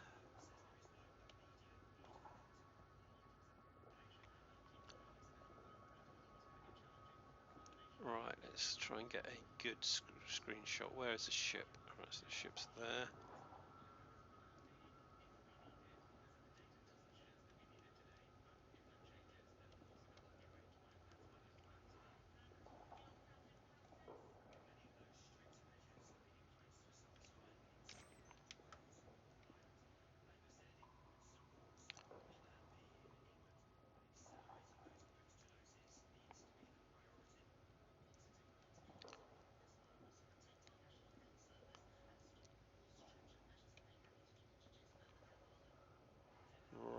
Okay, let's take a screenshot of that.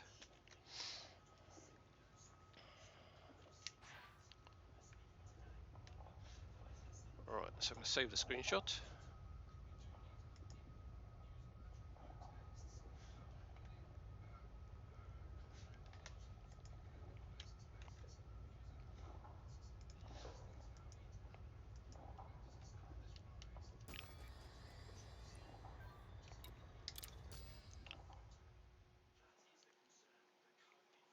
Right, to get the system map. Oh, actually the planet we're on. So which planet are we on? Oh, it doesn't tell me which planet I'm at.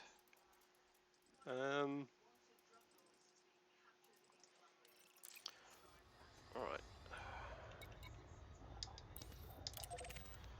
AB1A.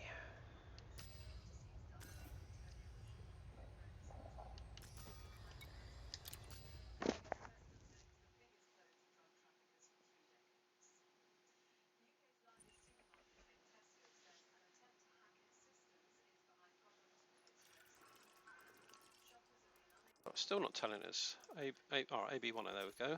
Right, so that isn't where we actually are, we're actually here. Okay. Alright, so I've copied that name and save that.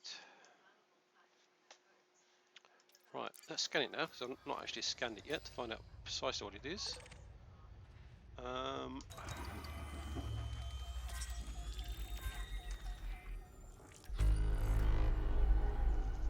Right, so it's added a codex item for it. Ambular guard mollusk discovered. Right, okay. Am I going to be able to get a better screenshot of that?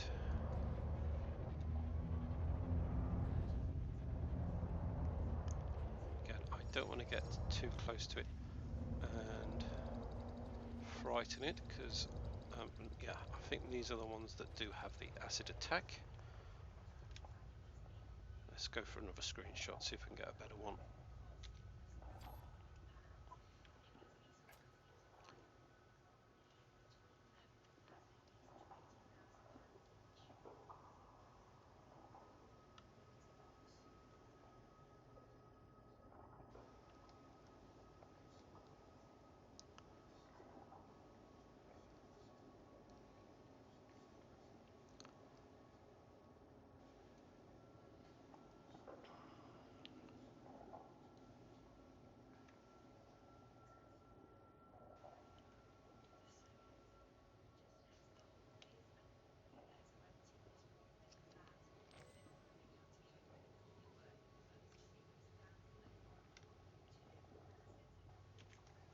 Right, so I'll store that as a screenshot as well. We can see the acid coming off it a lot better there.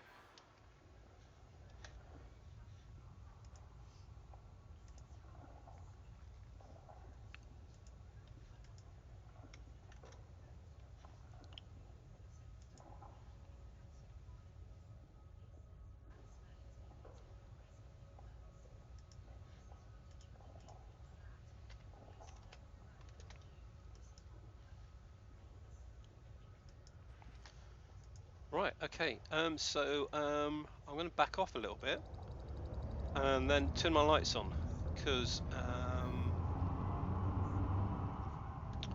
don't want to be backing off into other ones, so let's keep a close light. Cause I know some of them, when you shine lights at them, they do get excited and they zoom away. So I want to be at an angle where I am not in front of it, so if it does zoom away it will zoom forwards and not into me. I don't think that was these, I think they were a lot bigger than these.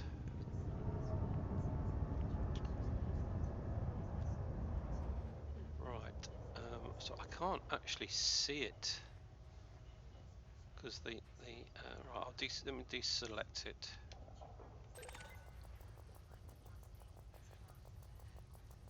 Yeah, it's actually so small I can't see it. How far? Right, 700 meters away. Let's go to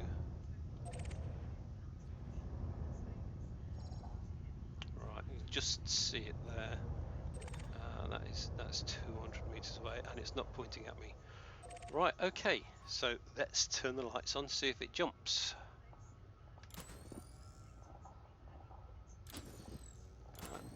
Nope, didn't do anything in that range.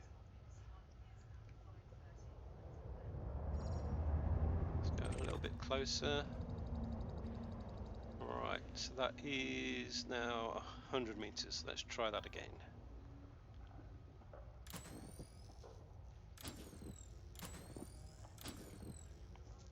No. Right, so I'm not going to get any closer. I could try shooting it if I wanted to. I have a mining laser that also works as a weapon with me, but yeah, don't see any point in doing that. Right, so yeah, now let's go and scan the rest of the system.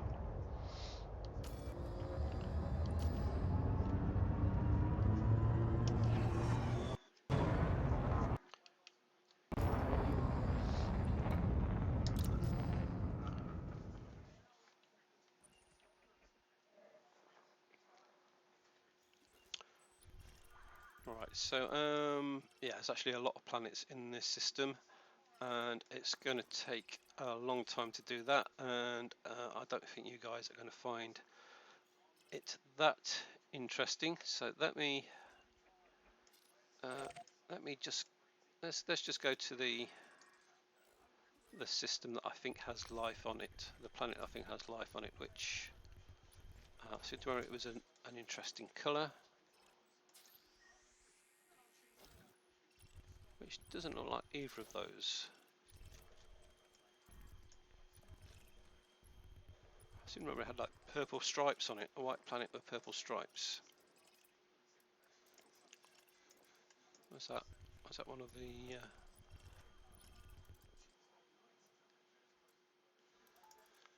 right, okay, could be that one. How far away is that? That's not too far. Cannot comply. Yeah, no, I think I'm going to call that the end of the stream, and I'll map the rest of this system off stream. Thanks everybody for watching. So I'll just do a quick recap of where we've been today. So we are around here. So we started off here in an Earth-like. We found an Earth-like system pretty much straight away. We have travelled to here. Don't think we've not actually mapped any planets from there to here. So we're now just about 8 jumps away from this space station, which is where I shall be going next. When I get there, I'll plot a route for this fleet carrier, or maybe something between, if there's something interesting directly between them. So that'll be for another time. Yeah, so thanks everybody for watching. I will be posting this video to YouTube later today, and let me see if there's anybody else streaming now so I can do a raid.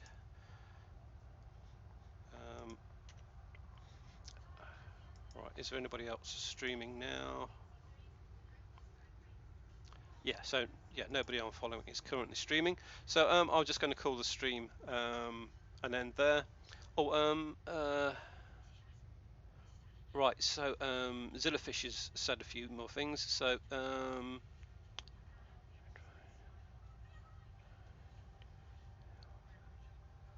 alright, so you did a bit of xenobiology during the alpha.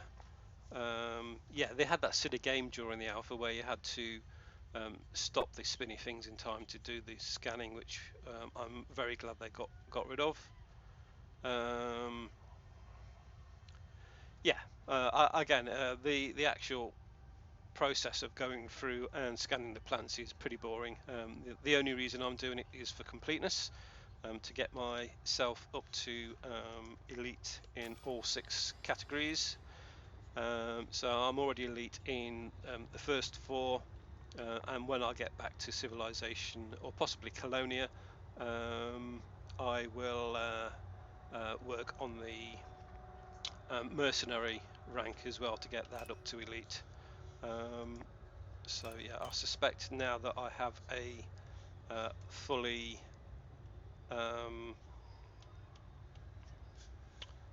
fully engineered weapons and armor, a couple of weeks in a combat zone will sort that one out. It seemed to be ranking up at quite a reasonable pace. Right, so thanks everybody for viewing, and that's the end of the stream, and goodbye.